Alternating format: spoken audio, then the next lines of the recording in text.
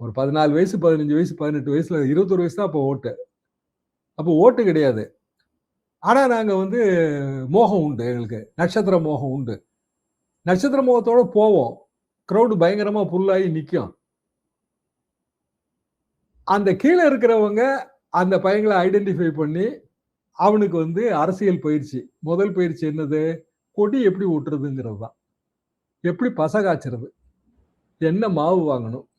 கொடி கிழியாம இருக்கிறதுக்கு அதுல எந்த அளவுக்கு வஜ்ரம் சேர்க்கணும்?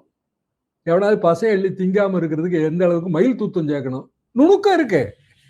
கொடி கட்டுறது சாதாரண விஷயம் நினைச்சீங்களா?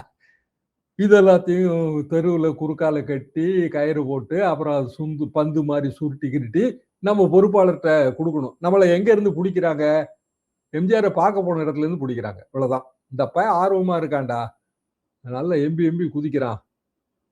இங்க என்ன பிரச்சனைன்னா, பையன் ஆர்வமா இருக்கான். எம்பி எம்பி குதிக்கிறான்.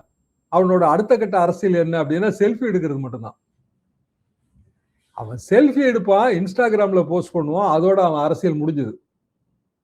ஓட்டு போட்டுருவான். இவன்லாம் ஒரு வீட்டுக்கு ஒரு விஜய், வீட்டுக்கு ஒரு விஜி. இவங்கெல்லாம் வந்து பெற்றோர்களை எல்லாம் மாத்திருவாங்க. பகல் கனவு அது. மாத்த முடியாது.